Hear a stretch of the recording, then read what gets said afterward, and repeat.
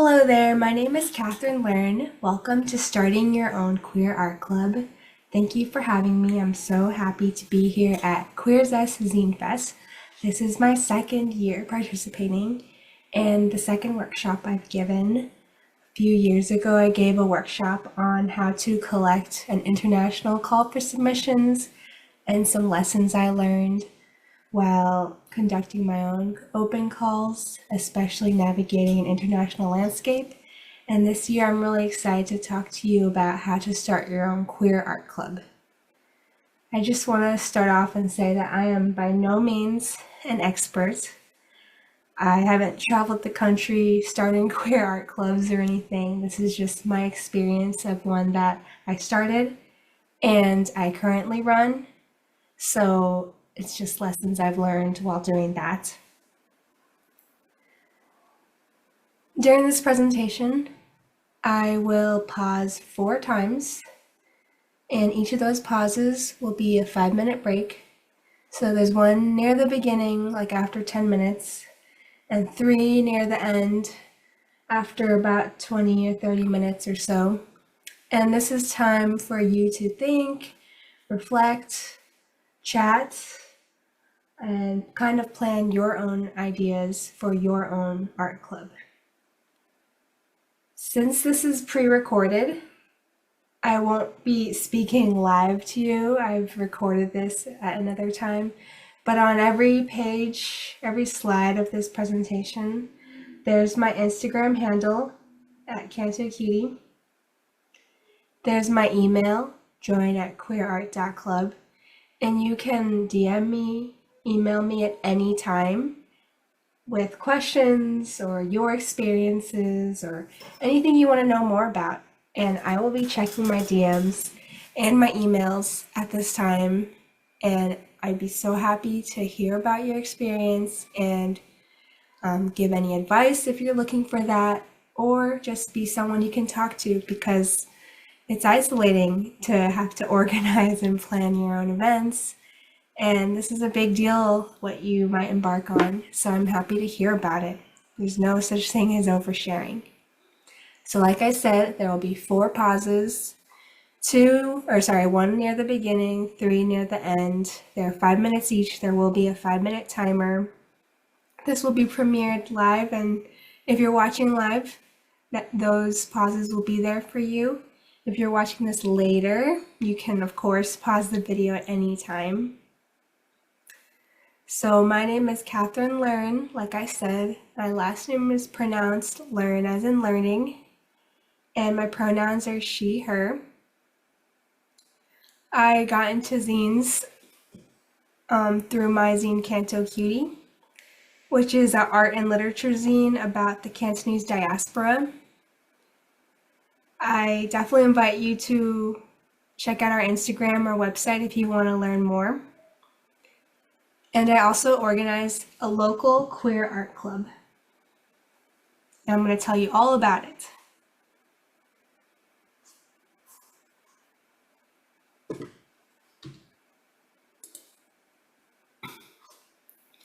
So I wanted to share the story of how I got into organizing. And this is not to brag about my experience, but to kind of show you that everyone has a different path of how they get into organizing, and yours might look really different from mine, or it might be similar and that might be inspiring to you.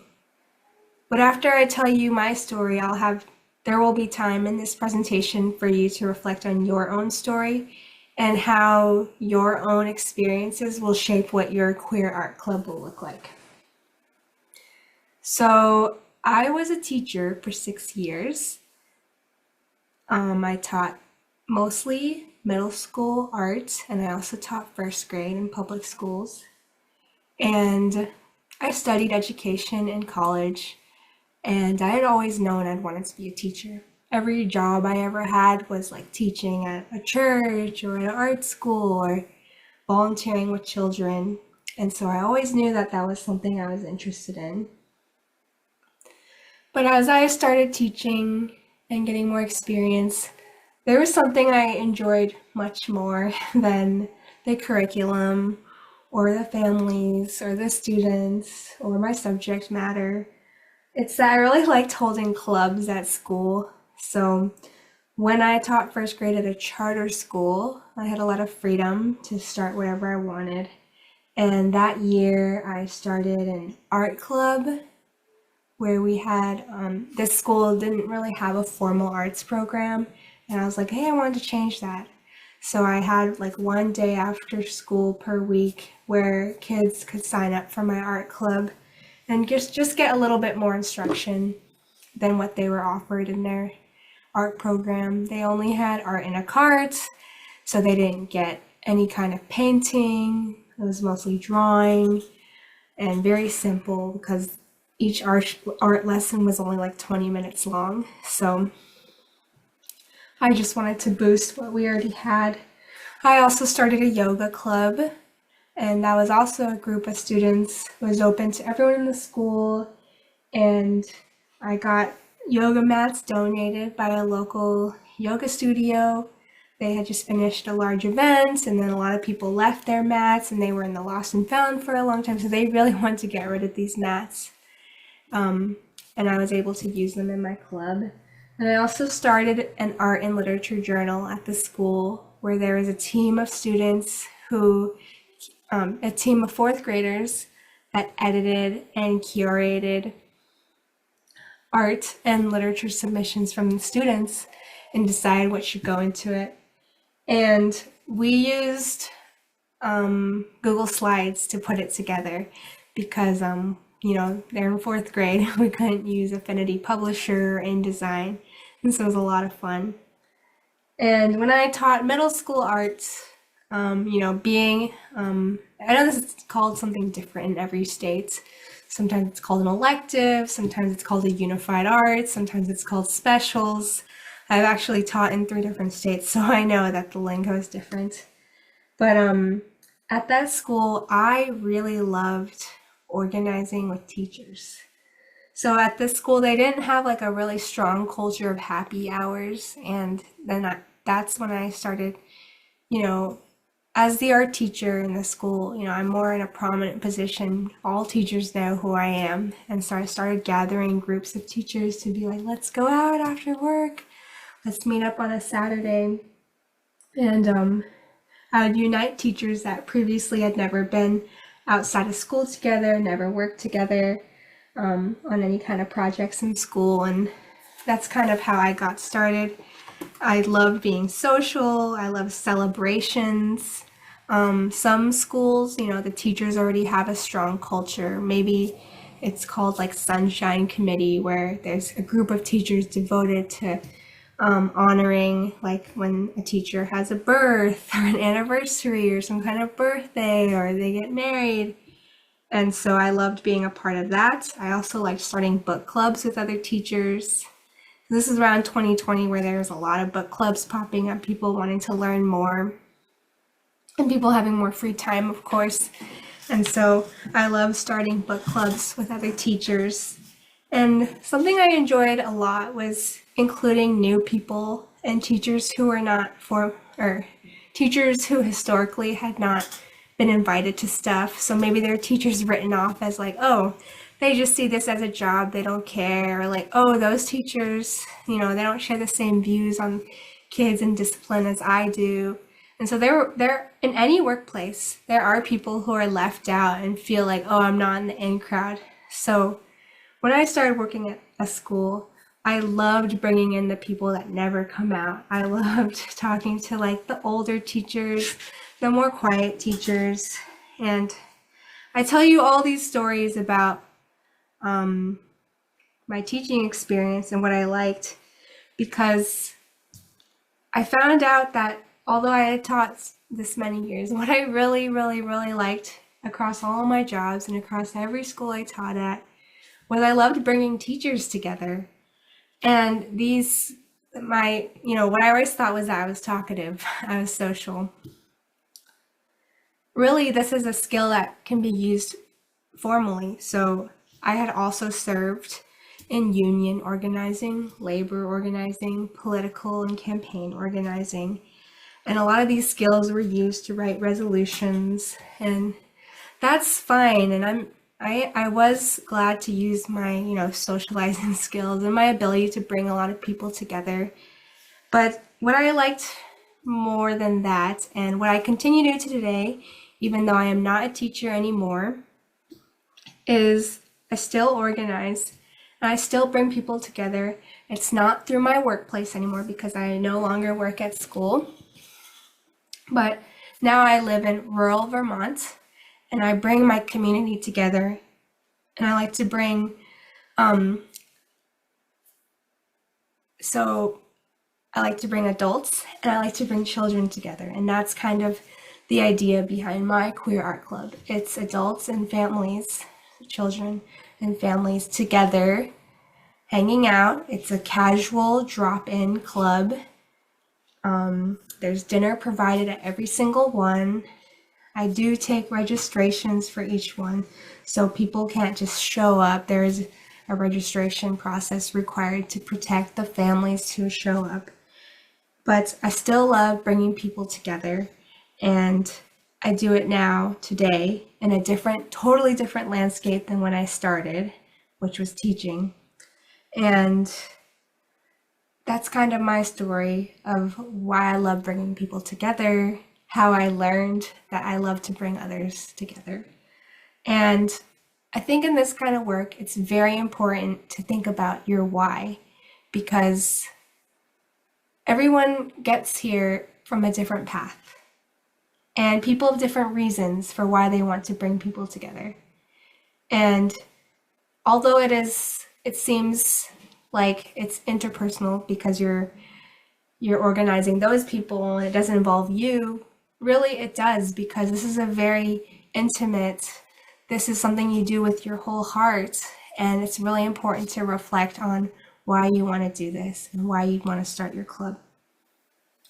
So I want to take this time and give you time to think about why you want to start a queer art club and how you got to be watching this workshop. What brought you here?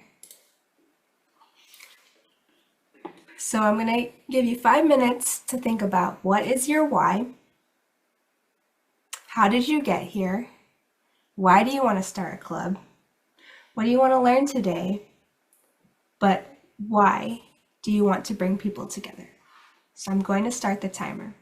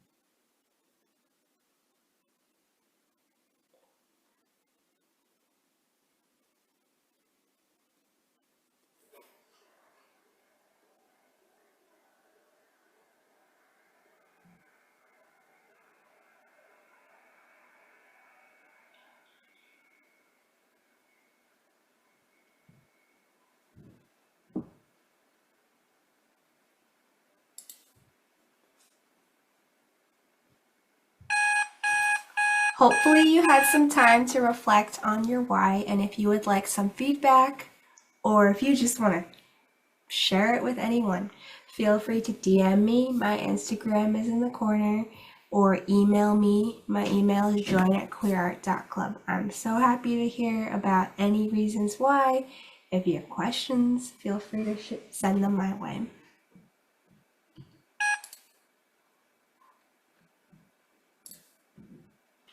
So I want to share more about rural Vermont, where I hold this club. So I live in Vermont. It is one of the least populated and least diverse states in the whole U.S. If you don't live in the U.S., you might have heard of Bernie Sanders. He is the senator for Vermont, and it's really different from all the states I've lived in before. In my town and the state overall, it's a very aging population. So it's very stark and noticeable everywhere you go. Even though I am older than 30, it's very noticeable that I'm one of the youngest there. When I first moved here, I joined a local arts nonprofit, but I found it to be not very welcoming. It was all retirees and ladies who were interested in art only in the traditional sense. So they liked knitting, pottery, quilts.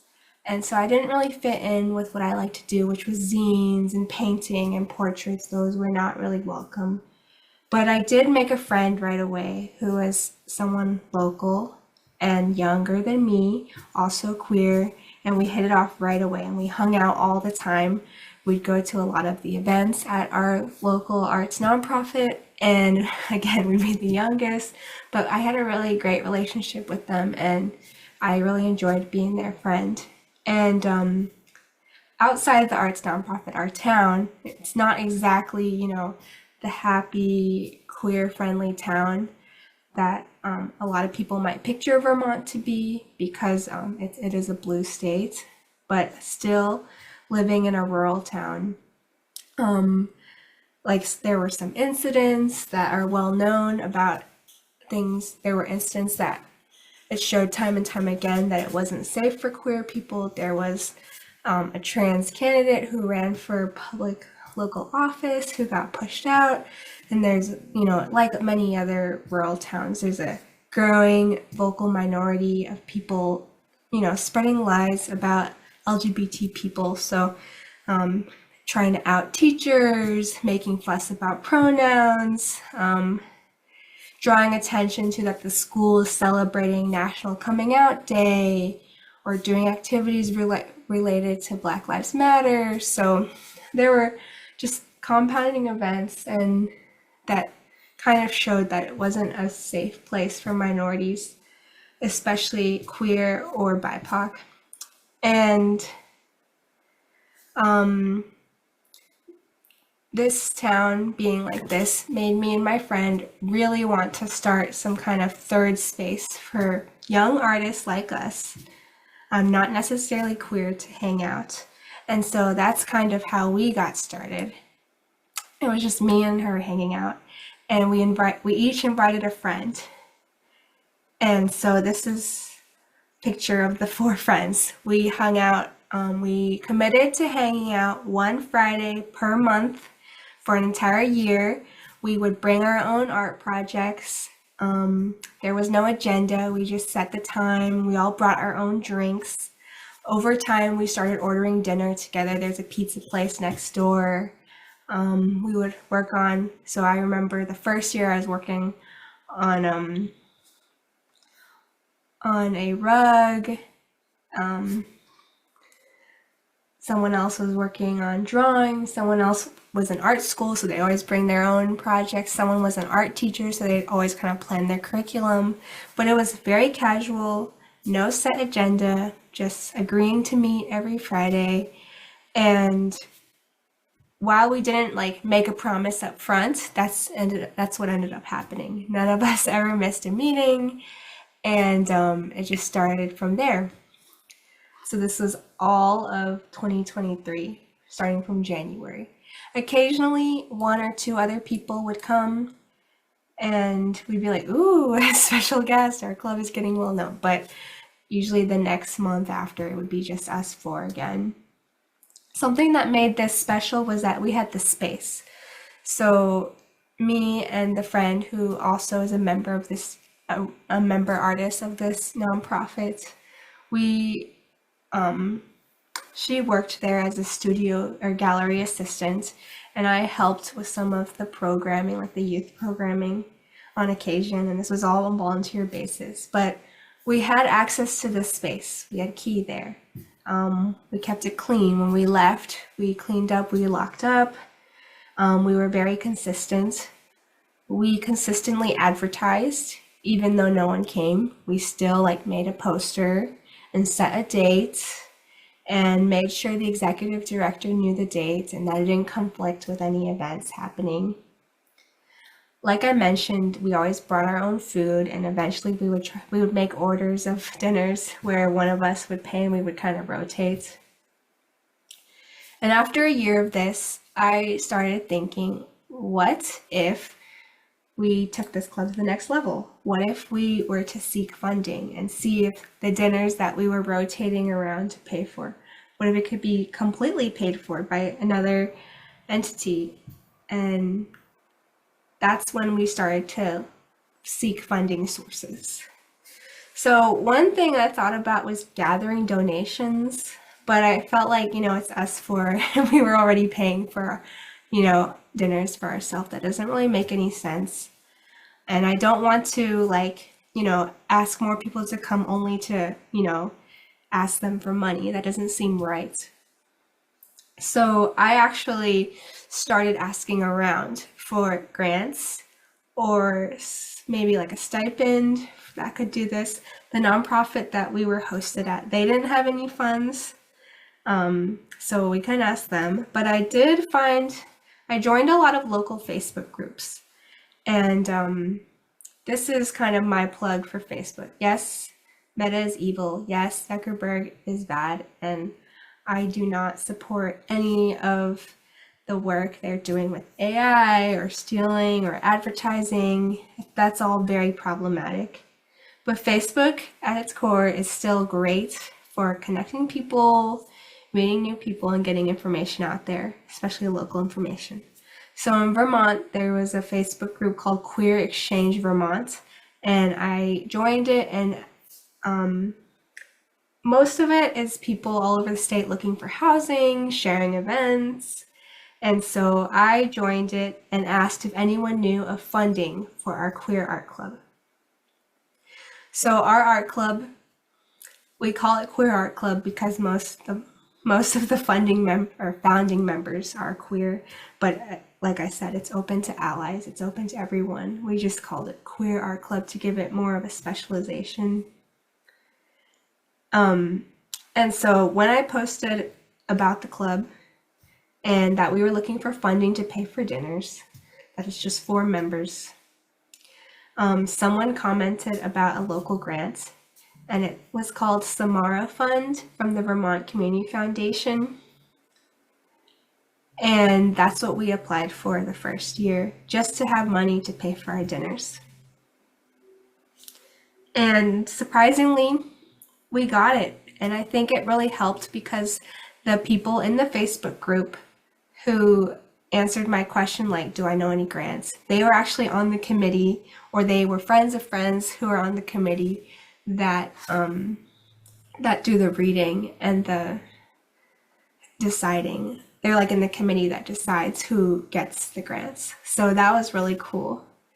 And I think a lot of funds, local funds especially, I know this is happening in New England, and I'm not sure if it's happening everywhere, but there's a real attempt by donors and grant makers to democratize their process of giving out grants and to try to include the community that it serves in the decision making. I've seen this happen time and time again, and I saw it happen with our grant, the Samara Fund grant. So the first year, I wasn't, feeling all that brave yet. So I only applied for $1,000, which I thought, since there's 4 of us, if I get $1,000 and I spend $100 each dinner, so $25 each, this will last 10 months. So I wasn't dreaming big enough at the beginning. And as soon as we got food, our advertisements that we made every month, they like really picked up. People really responded to them, and people started RSVPing and coming out. And so that $1,000 was depleted in 4 meetings. But yeah.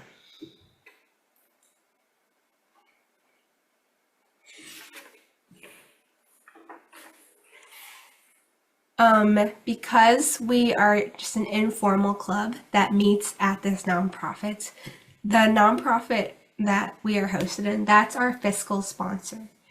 And so that's another conversation. Some people, when they start an art club or a queer organization, they might think they need to become a nonprofit right away.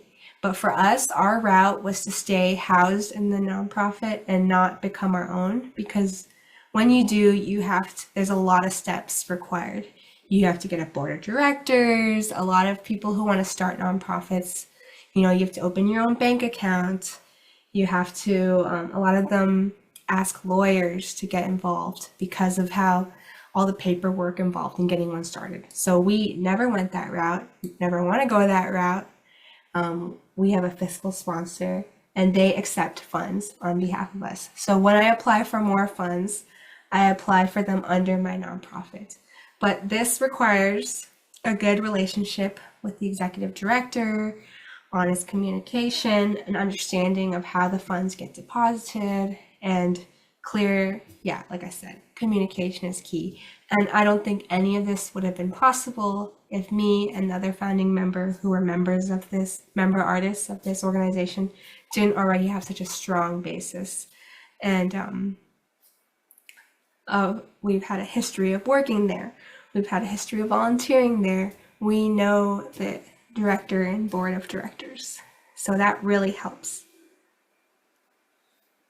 So if you're listening to this and you're thinking, we're not even ready to start applying for funds yet, we need to form a relationship with a nonprofit first. I would definitely suggest making sure you make some friends in the right places before you start.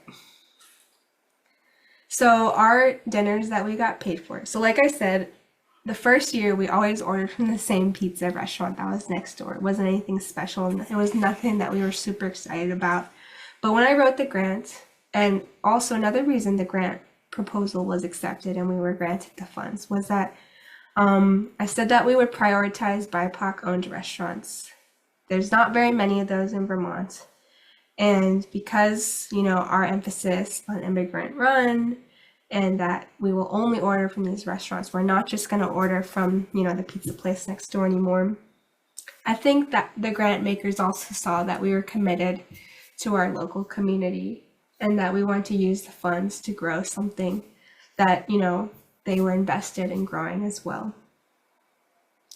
So I want to share more about the process of how the funds are collected and how we collect registration.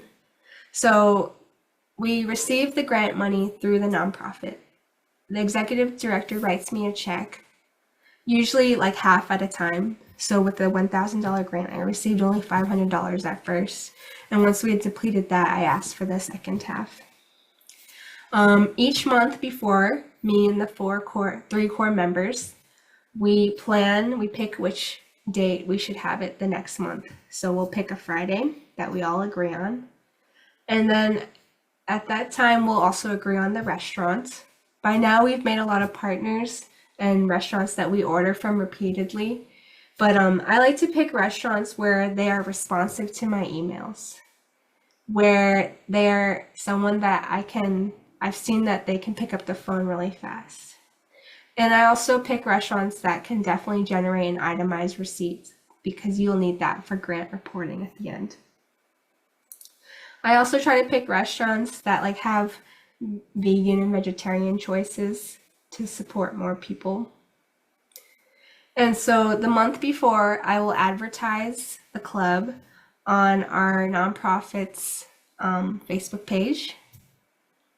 And in that, I'll require people to email us stating how many people are coming, who are they. And then after that, I send them a Google form. The Google form asks for their name, what town they live in, and their dinner order. The reason I ask for the town is because when you can prove that you're serving a lot of different people in a lot of different counties or towns, this is very helpful for grant reporting. I also ask for the age because in this club, from the inception, it was anyone can come, but we just want you accounted for, and we wanted to include youth as well. The reason why youth is important to me, not only because of my background that I explained at the beginning, that I love children and that I have a teaching background, I wanted my family to come, my baby and my partner. And so that was a commitment for me in forming this club. And it's grown a lot. There's at least 5 kids at every meeting. And so with the form and gathering dinner orders, that way I can monitor who's coming. All kids need to come with their parents. That's the policy at our club because it's family oriented, but also because of the rural landscape we work in. It wouldn't be appropriate for kids to come on their own. And yeah, we just want everyone accounted for. And no one's allowed to walk in. So yeah, they make their dinner order and it's all accounted for beforehand, so I know who's coming. And this is also to make sure that not a million people come, that it's a number that we can manage because we're all volunteers. So our max is 20 people and it's really tight in the space for 20 people, but that's the number that we've experienced that works. It's not too much and it's a good cap. And so I usually put a deadline on when people can RSVP. So that's more about what we do with our grant money, our first grant of $1,000 from the Vermont Community Foundation and how we spent it. So as the club grew, now there's over 20 members, different people can make it at different times. There was another kind of thing we wanted to pursue in our club, other than the paid dinners, which are so nice, by the way. I always look forward to them. And I look forward to supporting my favorite BIPOC-owned restaurants, is that we wanted to support teaching artists. So at our club, everyone brings their own art project.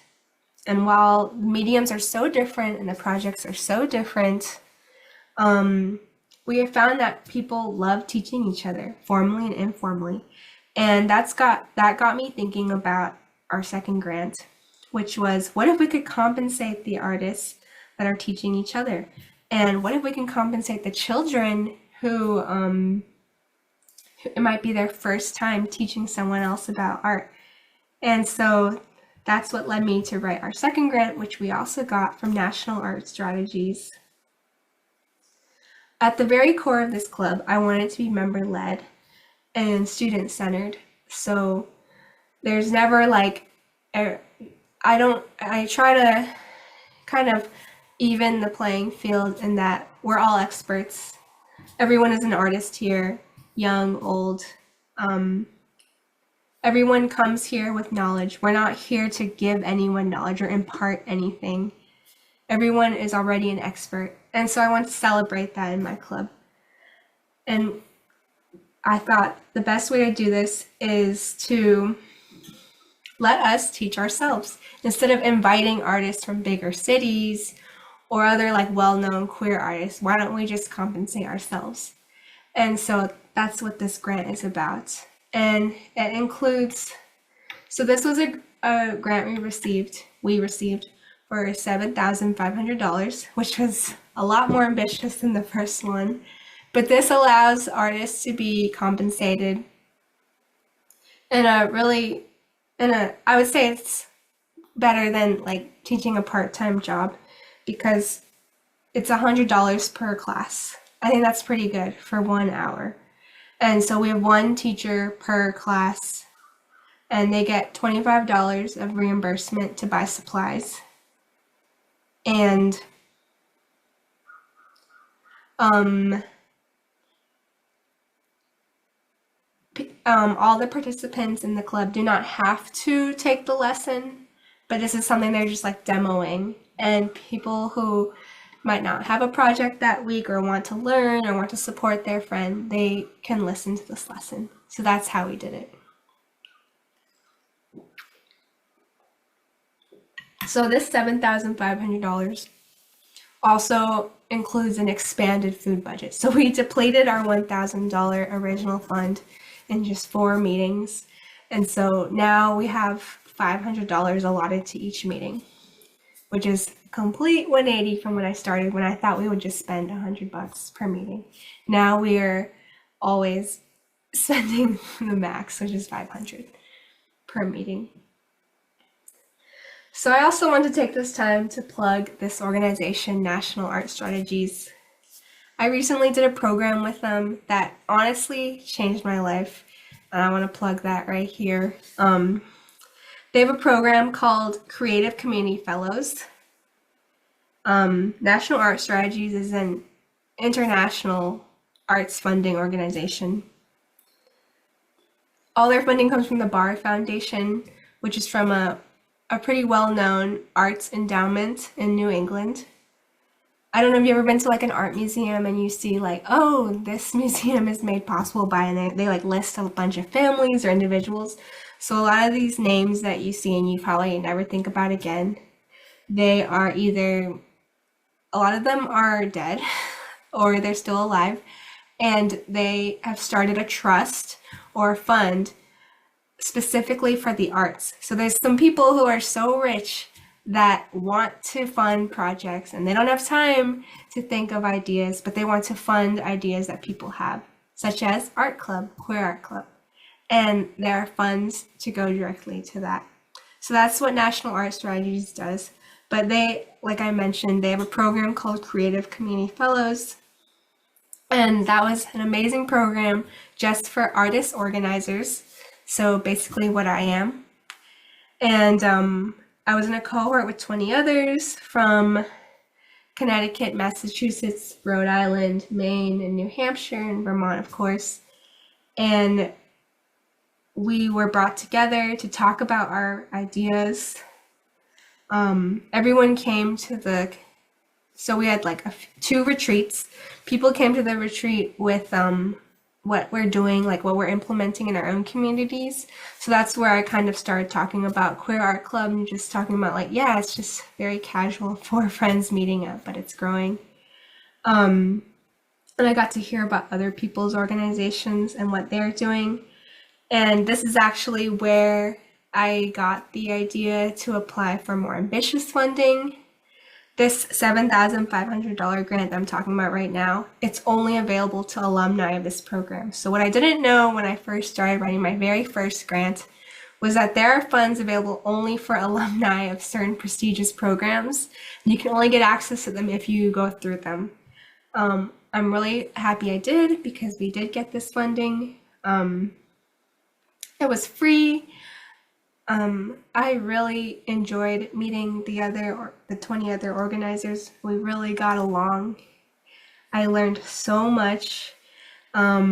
This program, it was designed to kind of like sustain us. It recognized that what we were doing, yeah, it's tiring, and that we need support. So they kind of asked us what we wanted to learn about. And I wanted to share like some of the other projects of people I met, other fellows. One fellow that I really got along with, he's from New Hampshire. He has a queer art organization, but his is more embedded in the community, whereas mine is more drop in, art club slash dinner.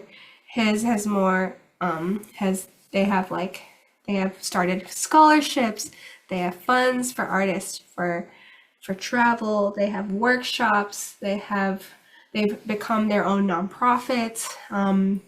They have a much, much bigger budget than us. So I learned about that organization and got ideas when I met this other fellow.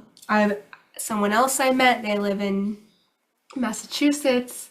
Their organization focuses on youth only queer youth through the lens of fashion design, and they do a lot of work with like youth empowerment with modeling, learning to make clothes, learning to mend clothes, self-expression. So again, it is a queer art club, but it's really different from mine with a much bigger budget.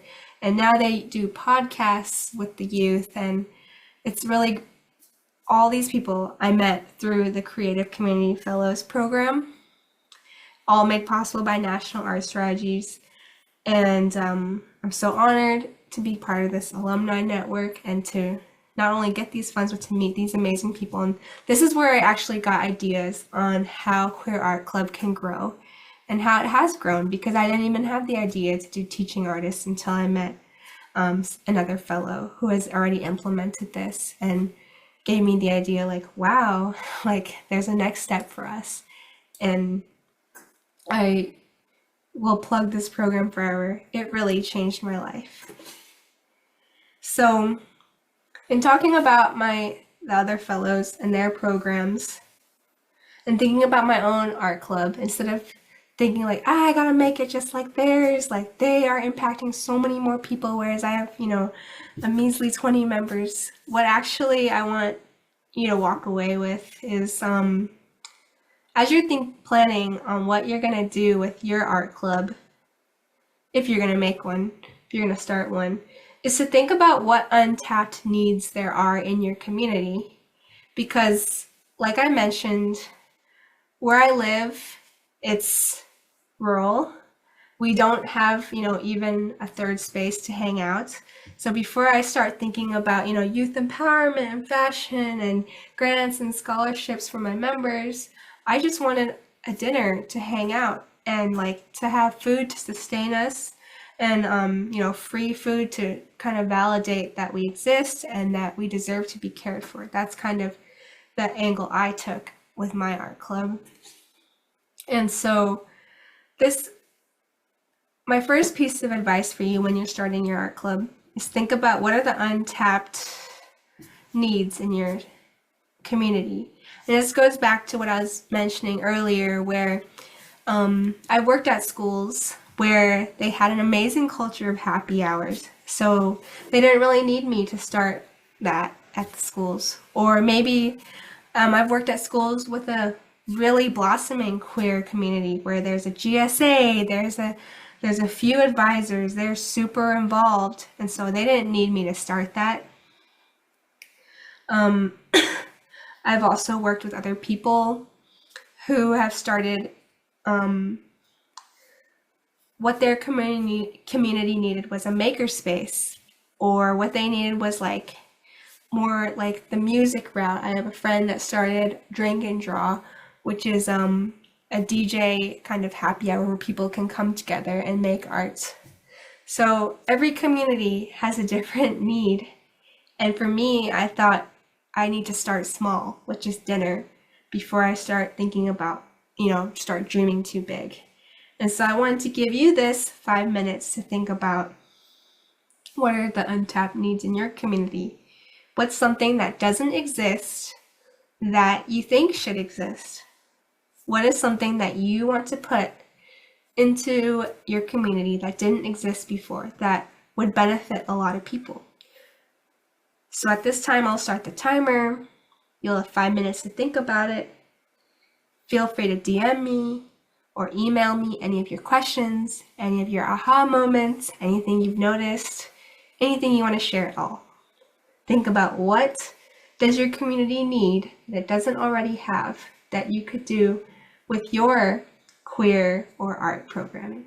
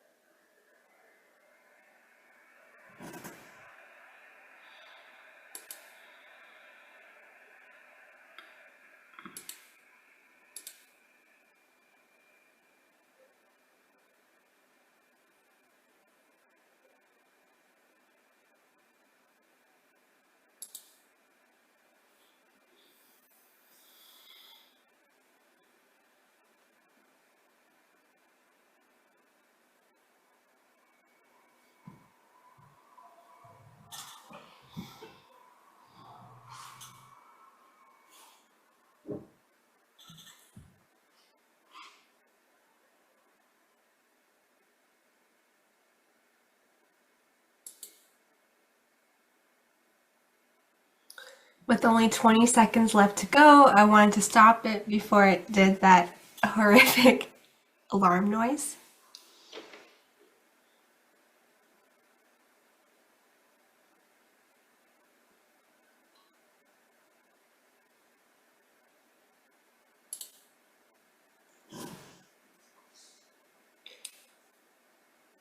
So hopefully you were able to think about what untapped needs there are in your community, what kind of need you want to fill with your queer or art programming. I will be offering 3 bits of advice during this presentation. That is the first one. At the beginning of the presentation, I mentioned there's going to be 4 5-minute breaks. That was the second one. There will be 2 more, and then that'll be the end of the presentation. So the first bit of advice is think about what are some unmet needs in your community. So the second bit of advice I want to share is start small. Like I mentioned, in my queer art club, there were only 4 members for a whole year, and then occasionally we'd get 1 or 2 and then go back to the 4 again. But I think that's really, really important in starting a big project like this because you need a core group to support you, and you need a core group to get it going. You need people who know how it's supposed to be and how each month is or each meeting is supposed to look like. So I wouldn't have been able to do it without that core group. I also wanted it to stay small because I wanted it to stay supportive of families.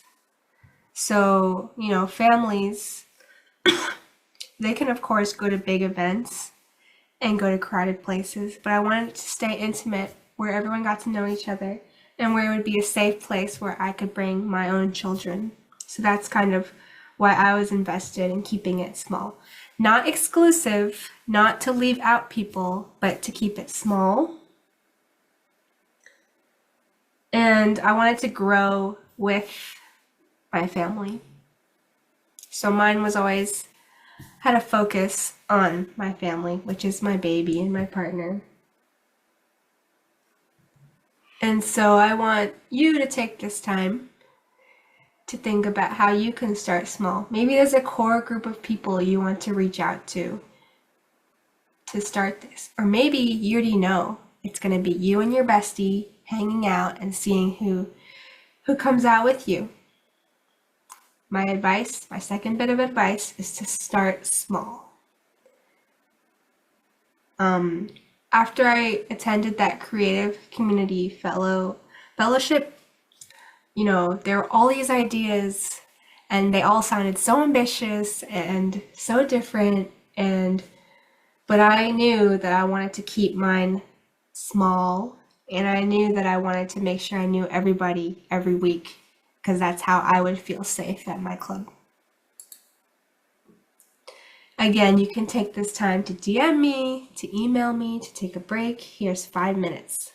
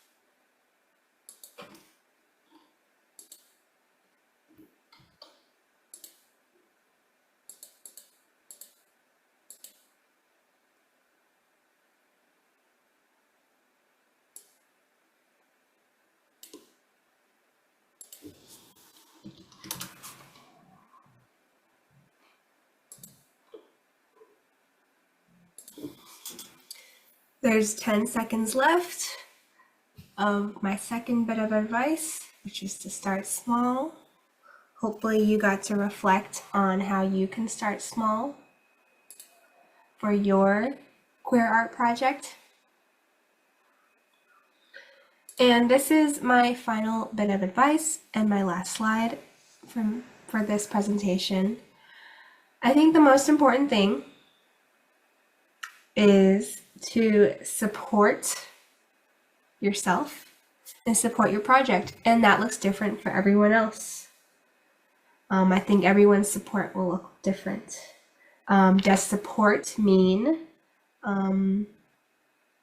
sorry, I meant to say supporting you and the club is going to look different for everyone, and supporting it is what's going to make it sustainable, and that might look like care. Maybe you need to do self-care to sustain this work, to make it not tiring for you.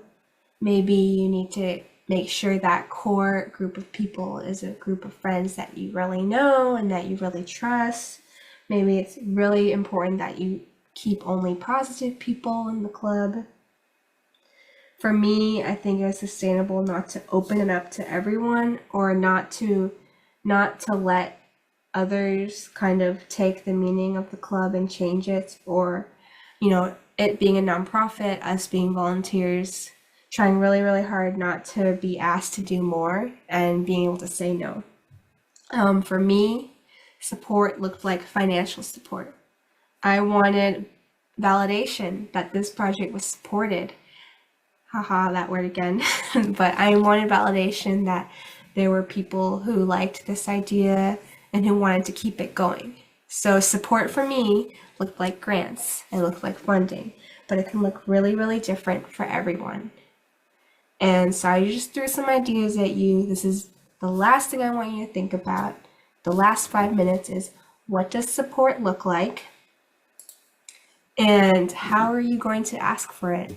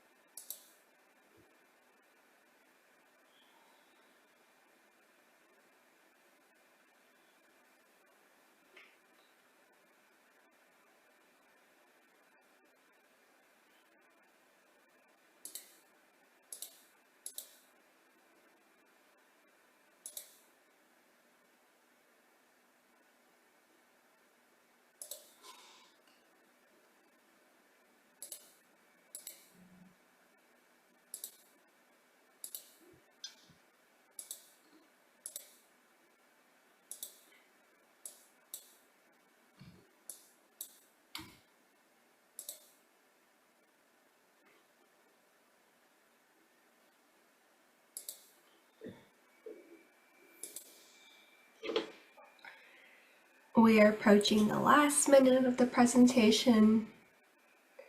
You are reflecting on what does support look like for you if you are to start a queer art club. For me, it looks like funding. For others, it can look like self-care, but what does it look like?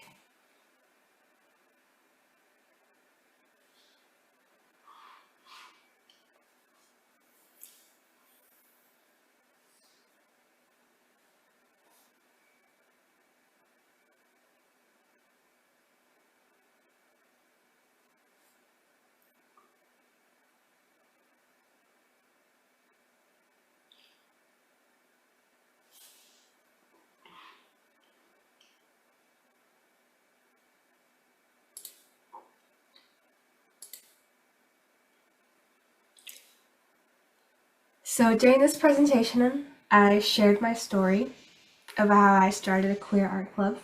I shared the origins of what mine looked like at the beginning.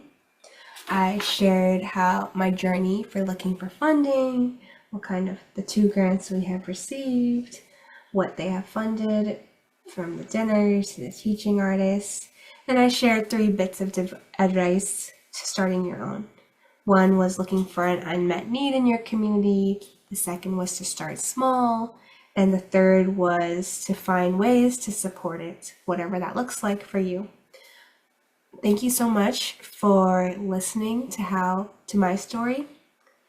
I am super excited to hear about yours, to see where yours is going.